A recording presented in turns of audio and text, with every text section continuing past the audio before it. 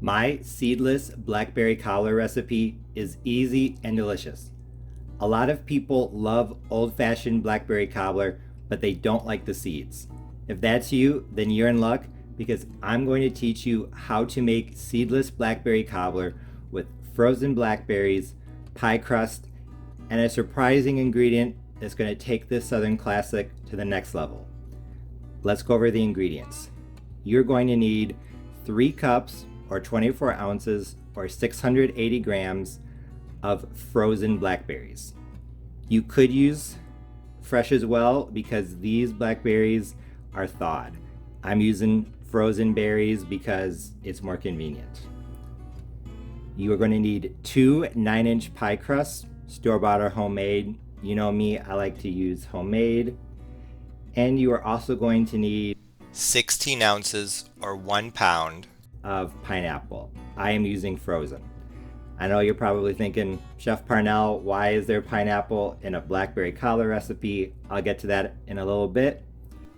I'm also going to add half a cup, or as I measure, 120 grams of white sugar, 1 tablespoon of lemon juice, 1/8 of a teaspoon of salt, and some cornstarch. I'm thinking maybe 2 to 4 tablespoons. So I'm going to need to make a slurry with some water.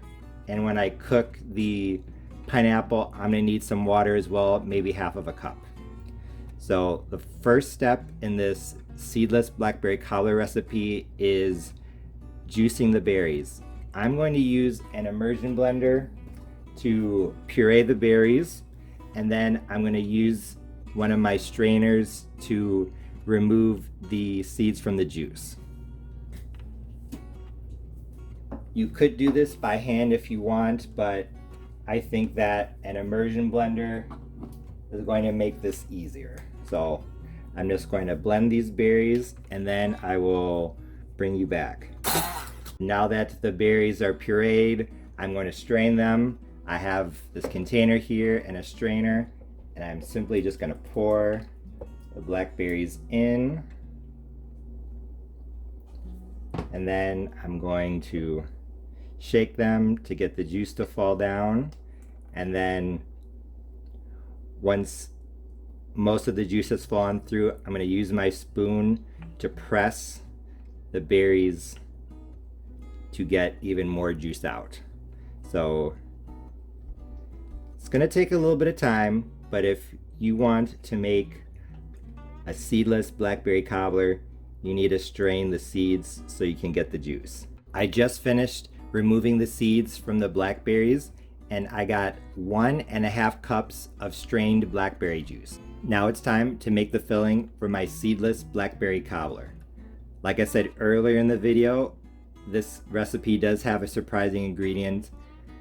I'm going to add some pineapple. I know you're probably thinking, Chef Parnell, why are you adding pineapple to blackberry cobbler? But the thing is that if we just use the juice, number one, we're going to need to use a lot of blackberries. 12 ounces just gave me 1.5 cups of juice. It's going to not have the same mouthfeel. It's going to be really loose. It's going to be hard to thicken it. So honestly, I think we need to add something else. And I think the sweet tart combination of pineapple will go very nicely with the sweet and tart combination of blackberries. I'm going to use 16 ounces or 2 cups, 454 grams of frozen pineapple chunks. If you go to the grocery store and you buy 1 pound of frozen pineapple, that's perfect.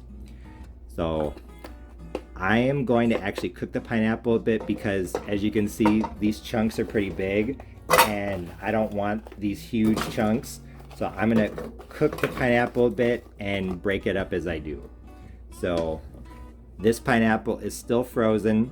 Unlike the blackberries, I'm not juicing it, so since I'm going to cook it, it can go into the pot frozen. I am going to add half a cup of water so that the pineapple doesn't burn. I'm going to add my half a cup of white sugar, 1 tablespoon of lemon juice. I'm also going to add 1/8 of a teaspoon of salt. Now I'm going to turn the heat on to high and bring this to a boil while mashing. It's been about 10 minutes and my pineapple has come to a boil. As you can see, I've just been breaking it up with my spoon, bringing it against the side, things like that. It is definitely on its way to breaking down. Now that it's boiling, I'm going to turn it down to medium heat and I'm going to add my blackberry juice. There we go. I am going to continue cooking this on medium heat and still break up the pineapple into smaller chunks. I'm guessing 10 minutes, but I will let you know. My seedless blackberry cobbler has been cooking on medium heat for 10 minutes. And as you can see, it's really reduced down. I've continued breaking down the pineapple. It's in little pieces now. I fished some of the big ones out and broke them apart here and put them back in. But honestly, I'm really happy with how this looks. Now it's time to thicken the filling. I think 2 tablespoons of cornstarch will be enough. So here I have 2 tablespoons or 20 grams of cornstarch, to which I'm going to add 2 tablespoons of water, making my slurry. And I am just going to add this to the seedless blackberry cobbler filling.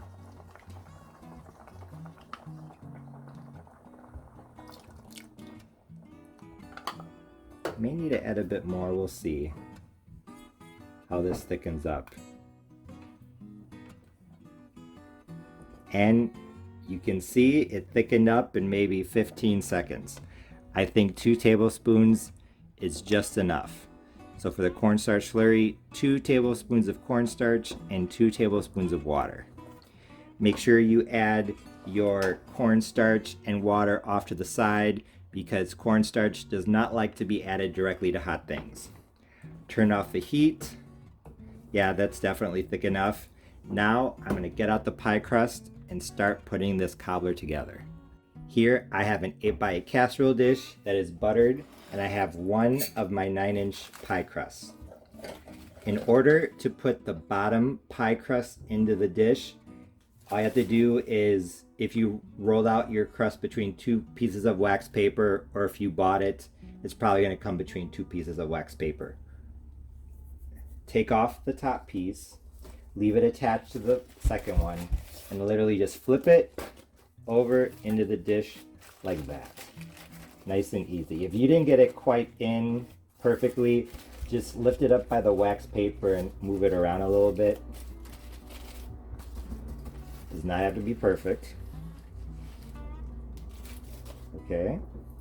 And now just mold it, press it down. You'll see that since this pan is square and the crust is somewhat circular, that it's hanging over certain places and we need a bit more in others. So after making sure that you've gotten rid of the air pockets, take a small knife and just cut off the excess crust and put it where you need it. So I need some here. It does not have to be perfect. This is a cobbler. I think a cobbler is more forgiving than a pie. Over here.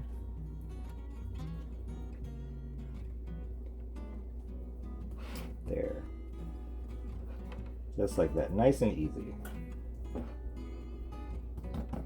Now I'm going to par bake the bottom crust.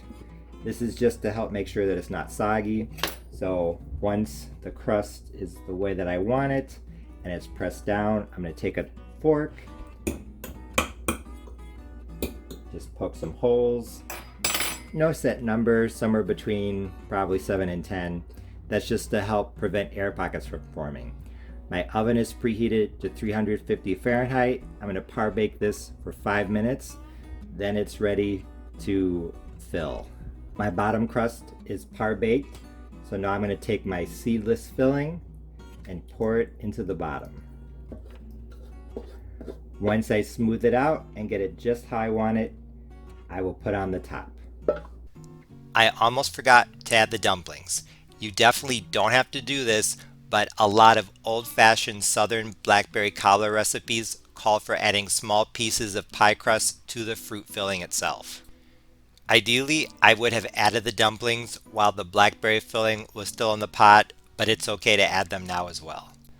What I do is I cut out an 8x8 section of the second pie crust, enough to form a top crust for the cobbler, and that pie crust that's around the side, that's what I add as dumplings. I wouldn't add any more than that as dumplings because you definitely can have too much of a good thing. So I'll probably add 3 of the leftover pie crust around the square as dumplings.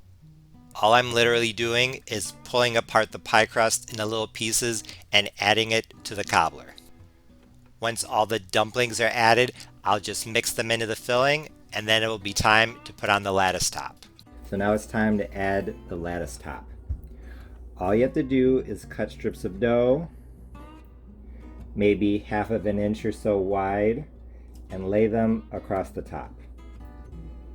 This is easier with wider strips, and it's also easier if your pie crust is cold, so I recommend keeping it in the refrigerator until you're ready to put on the lattice top. Just like that. Nice and easy. I'm going to space the strips the length of a strip. Here we go, nice and easy.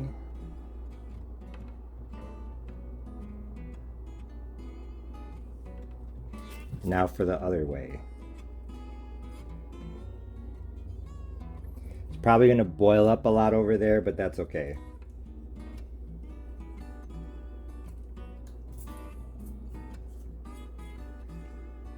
Just literally lay them on top. I think the filling is way too juicy, and my homemade pie crust is kind of thin, so it's definitely not worth trying to braid them. If your crust is thicker, then feel free, but I think for a rustic, homemade, old-fashioned cobbler, that's just extra work. Oh, nice and convenient. That's kind of thick for that last piece. I don't need a piece that big. I'll use this.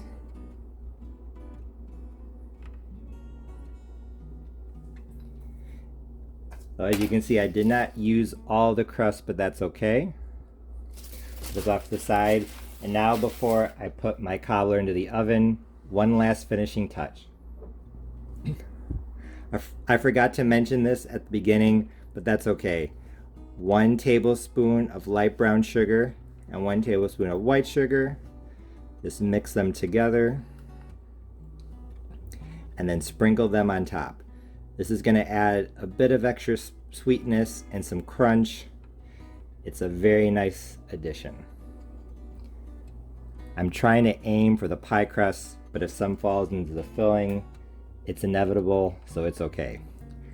I'm going to bake this Seedless Blackberry Cobbler at 350 Fahrenheit uncovered for, I'm guessing, somewhere between 45 and 50 minutes, but I will let you know. My Seedless Blackberry Cobbler just came out of the oven. It was in at 350 Fahrenheit uncovered for 45 minutes. The pie crust was perfectly golden brown and the filling was a deep, dark purple, so this cobbler looked amazing. I couldn't wait to try it. Honestly, this Seedless Blackberry Cobbler recipe turned out really well. The best way to describe the flavor would be that it tasted like blackberries, but without the bitterness. Blackberry seeds can not only be tough, they can also be kind of bitter. And since this blackberry cobbler had no seeds, there wasn't any bitterness at all, so the berry flavor came through really strong. I know it sounds weird, but I felt like especially the syrup in this cobbler tasted more like blackberries than the syrup does in a normal blackberry cobbler. I thought that the pineapple chunks were a good addition because, just as I had predicted, the sweet and tart combination in pineapple combined very nicely with the sweet and tart combination in blackberries. And in terms of texture, I think the pineapple helped to give the filling more body because without it, as I said earlier in the video, the filling would just be juice. However, I will admit that especially the pineapple chunks, they tasted more like pineapple than I thought that they would. On their own, I think that blackberries have a pretty strong flavor, so I was expecting the blackberry flavor to dominate in this cobbler. Don't get me wrong, the pineapple tasted good, and as you can see in this close-up, the pineapple definitely helped to make the filling more solid. And even though the thickened syrup had a really strong blackberry flavor, there was no doubt that the pineapple chunks were pineapple, not blackberry. Don't get me wrong, this cobbler was really good, and in fact, this seedless blackberry cobbler recipe was probably one of the, if not the best blackberry cobblers that I've ever had. Because without the seeds, there was no bitterness.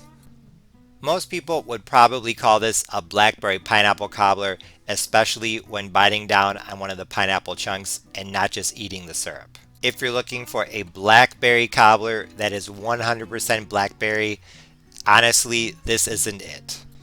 The only way to do that would be to juice more blackberries instead of 12 ounces, maybe 24 ounces, and just accept the fact that the filling isn't going to be as solid as a normal cobbler. This blackberry cobbler without seeds had enough flavor and just the right amount of sweetness to be good either on its own or with a bit of vanilla ice cream. I also thought it was interesting that I only needed to add half a cup of sugar. I think removing the seeds made the berries sweeter, so they didn't need as much sugar. I almost added a lot more sugar than just half of a cup, so whenever you're making something for the first time like I did with this seedless blackberry cobbler recipe, start conservative. Add a little bit of something and add more later on. You can always add more, but you can't take away. One thing I did want to point out is that even though I used frozen blackberries and pineapple to make this cobbler, you can use fresh. The pineapple is going to be cooked, as are the blackberries, and you're also going to juice the blackberries first anyway, so it doesn't matter. However, if you use fresh blackberries, you might not get quite as much juice out of them. Even though this seedless blackberry cobbler was good, it might not be the best way to make a blackberry cobbler without seeds, so I'll definitely be experimenting with this concept again in the future. Like I said, this definitely was not bad, so if you're looking for a seedless blackberry cobbler recipe this summer, give this one a try. Just realize that it's kind of a blackberry pineapple cobbler. And when I remake this recipe in the future, be sure to try that one too. I know you'll love both. As always, thanks for watching. See you next time.